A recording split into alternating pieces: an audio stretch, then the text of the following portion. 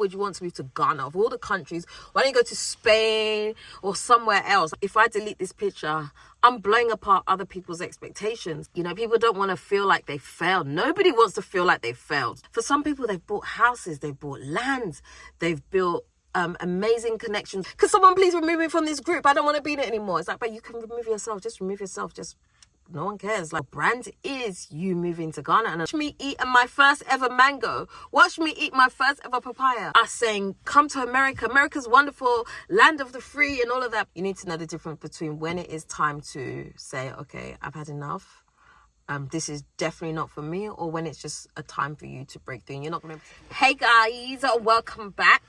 Okay, so in today's video, I want to talk about the pressure that some people experience when it comes to moving to Ghana. So I kind of lightly touched on it in the previous video, if you watched that one. But I thought I would make it a separate video because I feel like there's so many different things that I would like to talk about. So there's like this trend, right, where when people move to Ghana or to Africa, right, they announce it to the world, and it's like, oh yeah, I'm moving to Ghana. Yeah, we're just gonna pack up all our stuff, we're going, and it becomes this thing, right? So you get known as being this person, and I know what this is like because I personally have experienced it. Because for me, when we moved, at that time, everything was very new, right? People weren't talking about Ghana. So it was very, very strange. Whereas I feel like now, if you say to someone, I'm moving to Ghana, there's not so much pressure. But back then, people were watching closely as to what was going to happen. So when I made the move, people were really following what I was doing on social media quite a lot. Because I wanted to see if I could actually make it work. Whereas I feel like now it's slightly different. There is still this pressure that you have, right, once you say you're going to Ghana. But it's in a different way. It's almost like, because they know you, can this person make it? You know what I'm saying? It's like, it's not weird that you're moving to Ghana per se. It's like, can this person do it? Whereas when I was moving, it's like, you're moving to Ghana. It wasn't necessarily because of me. It was like, why would you want to move to Ghana? Of all the countries, why don't you go to Spain or somewhere else? Like, why would you go to Ghana? Right, so it's a little bit different. But now what's happening is that people are saying, I'm going to Ghana. Now there's an expectation. People have this expectation of you. Okay, well, you're going to Ghana. Let's see how it's going to play out for them. Let's see what's going. They may not say that to you, but there's definitely that pressure of, I want to see what this person's journey is going to really be like. You know, the fact that you make this announcement so publicly as well, right? And when I say publicly, I don't even mean on social media. Although a lot of people are doing it now on social media, where they are talking about, oh, I'm moving to Ghana. You know, they have Instagram accounts, they start YouTube channels and all that kind of, like every Tom, Dick and Harry is doing a YouTube channel about going to Ghana, where they feel like, you know, they want people to follow their journey and embrace with them as they have this new experience. It creates a pressure that I think when we first sign up to do some of these things publicly, we don't really think about it, because we're in a space where it just feels good. We're in that, remember, if you watched the last video, right, that 1 to 3 month phase where it's like, oh my gosh, I'm in the motherland, everything feels wonderful, everybody says hello, people are so friendly, the food is fresh, like they're in that phase. And then you are now openly sharing with everybody, oh yes, I moved to Ghana and it's lovely here, follow my journey, sign up, subscribe, like, comment, subscribe type thing. You know, even with our family and friends, even we may not even do it social media heavy like that, but we start to tell people that I'm moving to Ghana, or we do interviews, you know. And so there's a lot of these interviews that pop up on YouTube where someone announces that, yes, I've moved to Ghana, it's been wonderful and all that good stuff. And I'm not knocking that. It's great because it's nice for people to share their experiences and what their journey's like. But that doesn't give you a full picture of what it's really, really like. So this public commitment creates pressure in us. And once that pressure has been created, it kind of makes people feel like they have to stay on par, they have to stay on point, they have to stay on the mission, right? Because now eyes are on them. It creates a pressure that we have where we want to stay here because this is where everybody's expecting us to be here. But sometimes we don't always feel like here. We feel like as time goes on, right, our passion our expectations of what Ghana is begins to drop. But we don't want people to see that there's that drop, right? So we try to maintain a hype about how wonderful Ghana is or how wonderful Africa is, because we're now known for being this person. Oh yeah, I know someone that moved to Ghana. Oh yeah, she's doing really well. Like, if you hear stories like that coming out about you, it's so hard for you to backtrack on that. So I'll give you this example, and this is slightly different. When we moved to Ghana, right, I remember we were asked to do this photo shoot thing. It was actually supposed to be a documentary. I don't think anything ever came of it, but they were taking like loads of pictures of us as a family. And then I remember there was this one picture that we had where we were in Abri Gardens, right? And there was just the whole family were just walking down, and they snapped this shot. And I remember posting it on my social media, and people were like, oh my gosh, this is the epitome of Black love, Black family. And it created this expectation.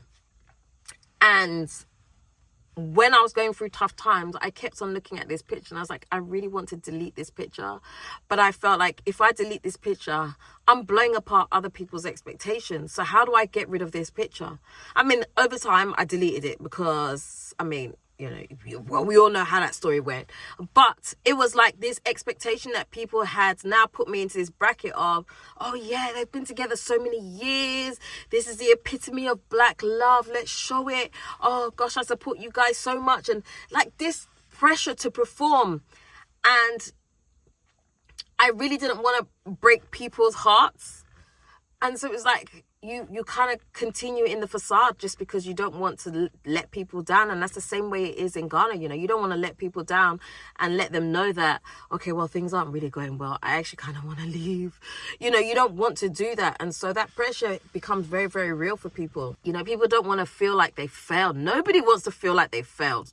Nobody wants to feel like they're quitting ahead of time. Like all these eyes, especially for a lot of us who perhaps have had family members be like, oh, you can't make it, you know, and they've blatantly told us, all right, oh, I'll give you 6 months, you can't do it. And now we're proving them right. Most of us don't want to do that, and so we put up a facade and pretend like we're having a great time, or really we're not. And that pressure is very, very real, and it can actually make you feel very lonely and very sad. And I feel like a lot of people do actually experience things like this. Maybe not to the highest magnitude, but on some level, some people do feel like there is an outside pressure. I don't think there's many people that will be like, I don't care what people think. You might even say, I don't care what people think, but you care. You care what people think, you know. We all experience some level of care, even when we say we don't care. The degree to which we don't care varies, but there is still a level of, yeah, you do care, you know. And so that makes it hard for us to, it just makes it very difficult for us to like leave when we want to leave, or to quit, you know. And also when you think about, okay, well, I want to leave, you also get this pull from, well, you've emotionally invested, you've invested time, invested money, there's so many things you can't, it's not necessarily like, just, okay, I'm just going to get up, I'm just going to leave. I'm just going to leave the country and do this. For some people, they've bought houses, they've bought lands, they've built amazing connections with people that they genuinely care and like about. There's all these things. So that's investment. That's an investment that people don't want to walk away from. It breaks a bond. You know how many people I've met and they'll be like, oh yeah, I moved to Ghana and my friends moved to Ghana and now they've all left and I'm the only one left here now, and they're trying to figure out their way. They're trying to make new friendship circles and all of that stuff. And it becomes very, very difficult, And so when you leave, it feels like you're quitting. It feels like you're failing. It feels like you failed the experiment. Like everybody else can do it. Why can't you? What's wrong with you? And again, like I say, it creates this pressure for people to stay, to save face.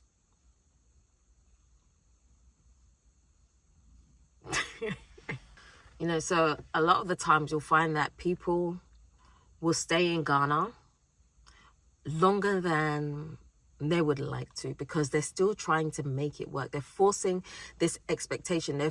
They want their experience to fit in with their expectations. So we're having all these, real life experiences in Ghana, and they don't necessarily meet the expectation that we have, and so we try to force it.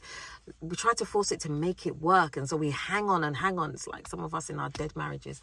But anyway, we try and force it and force it and force it to make it work, and it's really not working. But because we want to save face, we keep at it, and then we have this growing hatred. Now you hear people spewing all kinds of things, when they get to that point where they've just broken, and they're like, oh, Ghana's trash. You shouldn't live in Ghana. Try one of the other African countries. Ghana's not good for this. Ghana's not good for that. And that is because, first of all, they haven't managed their expectations well. And second of all, the pressure that they felt from publicly announcing that, oh yeah, I'm moving to Ghana and it's been wonderful. You need a reason to now leave. Some people do just pack up and leave quietly, but some people leave, it's like those Facebook groups where it's like, could someone please remove me from this group? I don't want to be in it anymore. It's like, but you can remove yourself. Just remove yourself. Just, no one cares. Like, why'd you have to make an announcement about it? But these people, they come and they make an announcement.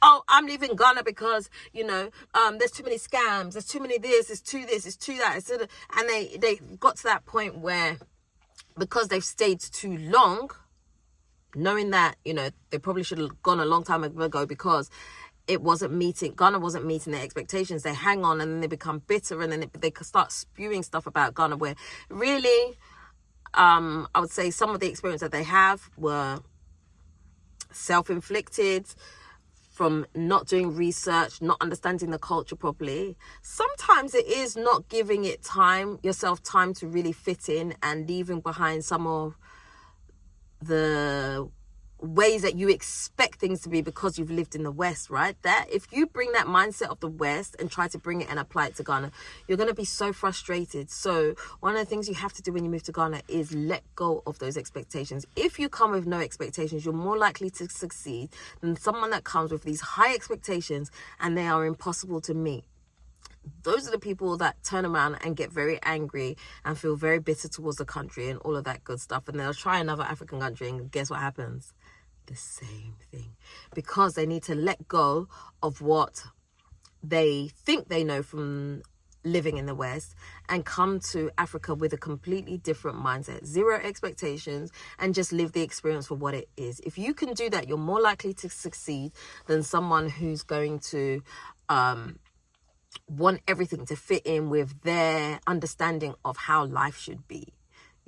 Those are the people that get frustrated very, very, very quickly. A lot of people also, they build a brand around moving to Ghana. They have announced it everywhere, and they have become the brands. Their journey has become their identity. I'm one of those people. Like, when people meet me and when people see me, they're like, oh, you're the girl that moved to Ghana 10 plus years ago. I'm like, yep, that's me. But fortunately for me, I actually love living in Ghana. But had it been a different story where I actually hated it being in Ghana and my whole identity is tied to me living in Ghana, I would probably struggle, because that would then become an identity that I would have to let go of. And especially having been here for so long, having to let go of that identity where, oh, you're the girl that, moved to Ghana all those years ago and encourage so many other people to follow in your footsteps and try and make it work. Those who try to build a house and, all of that good stuff, right? You're almost carrying that weight on you where it's like these people are looking up to you because they've seen that this is your brand is you moving to Ghana. And a lot of people are building a brand around that where they're like, yeah, follow me, follow my journey. I'm going to show you. And they start from day one. Day one, they've moved to Ghana and they want you to see all about it. This is me packing my suitcase. This is me moving into my new apartment. This is me doing X, Y, Z, right? They're doing all these things and they're letting you follow the journey. And what they'll do, look at this handsome man coming.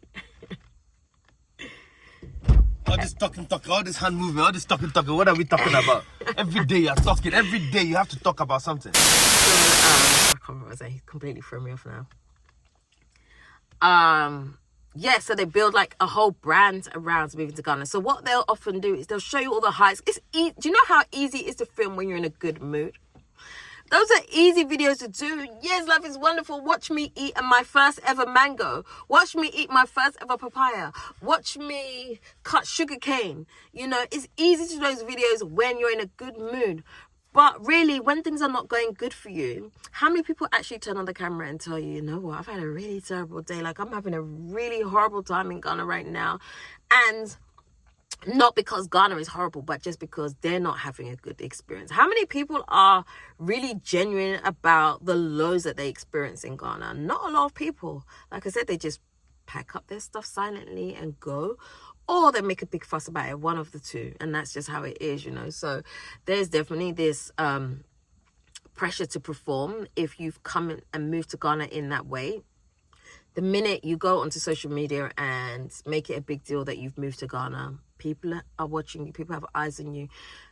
Not even necessarily because they want you to fail, but some people are just like, they're cheering you on. And it's those people that are so difficult, like you don't want to let them down, you know. So people will not show their lows, they'll only show you the highs. And I think that's really unfair because it doesn't give people a proper picture of what it's like to live on the continent. You know, it doesn't allow people to fully understand what's going on. It's like us saying, come to America, America's wonderful, land of the free and all of that, but we never talk about racism on like camera. We never talk about you know, the prejudices that are around and things like that. We only talk about how easy it is to make money. Can you imagine how many people would move just on that basis? Because it's easy to make money there. They don't know about anything else. Now, when they move to America, they get this shock because no one's ever said, or no one's told the real truth. No one's talked even about the weather and how cold it gets somewhere and how you don't want to wake up in the morning. No one talks about that. They've only talked about the high. That's basically what's happening in Ghana. The same thing. People are talking about all the wonderful things, but nobody's really talking about the truth about the lows because they don't want to seem less than. They don't want to seem like, you know, it's not working out for them. They don't want to feel like they failed, and it's unfair. And I feel like if you're going on social media and you're talking about this great move, I feel like you have a responsibility to paint both sides of the picture so that people following behind you know the truth, know what it really feels like, so that when they do experience times of it being low, they know they're not the only ones. Because you can very well move to Ghana and feel like, why is this happening to me? It doesn't happen to anybody else. Everybody else is having a wonderful time and it's only me. It's only me that is struggling. Why is it only me? Why are things going wrong for me? It's not only you, it's happening to everybody, but people are just not talking about it. You know, so it's like, so people watch these kind of videos and it gives a very polished narrative of what it's like to live on the continent. And like I said, it's unfair. I just feel like if you're going to talk about stuff like that, you talk about the highs, talk about the lows, so that people have a well-rounded picture. But people get so lost in the identity of, I've moved to Ghana and have made it such a brand for themselves, that it's hard to walk away from that. Because everybody's watching, everybody wants to know. You know those videos where someone's left Ghana? They're so popular because people find it fascinating, because a lot of the time they didn't see it coming. They didn't see it coming because the person's never spoken about it before. The person hasn't been true to, and it's not all the time, it's just sometimes, a person hasn't been true to what their journey has been like. The person has stumbled upon things that they just didn't expect to stumble on. Like, you know, people leave for a number of reasons, and it could be whatever. Sometimes it's not just because of the country. Sometimes it is finance. Sometimes it's a breakdown of a relationship. It could be so many. It could be like a million different things, right? It could be health issues, even different things. But I feel like if you're going to document how wonderful it was to come here, you should also document the downsides too. What the actual journey is, not just the good parts, but all of it. Hold on.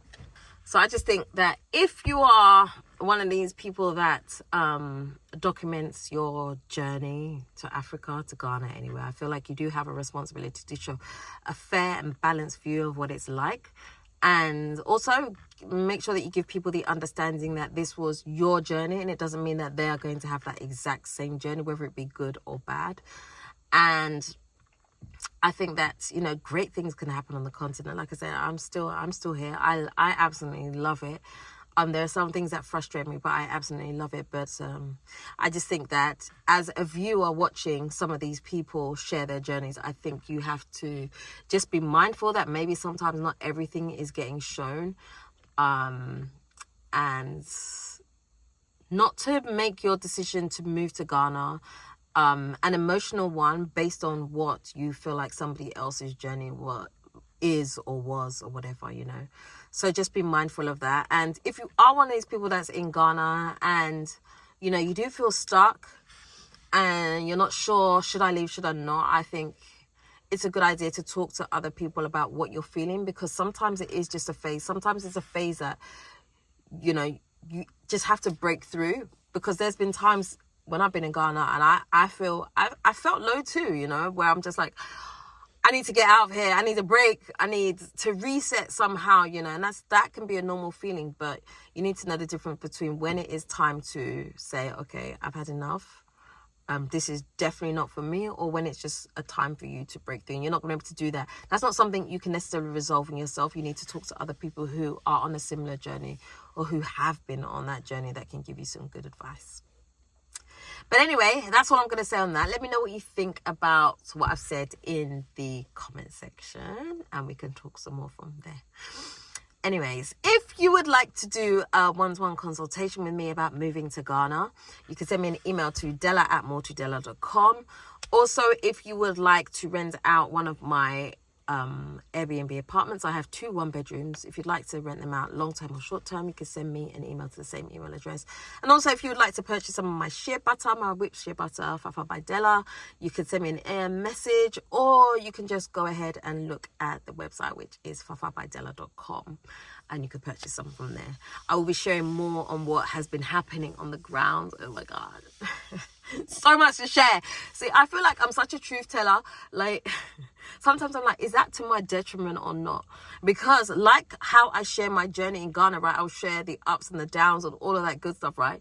I'm building this business, and I want to share with you what it has actually really been like, because a lot of people don't share the full story. They only share the peak, the wonderful things. I'm like, I like people to be invested in the journey and not just necessarily the end product. The end product is great, but I feel like there's a journey to be had to that end product, especially when you've been watching me for a long time. Like when I first came to Ghana and I didn't have a clue what I was doing. I didn't even understand what YouTube was and all that stuff. So I just feel like as I grow this brand Fafa by Dela, I feel like it's part of my journey. And so I want to also share that, especially as it is, you know, it's Ghana based.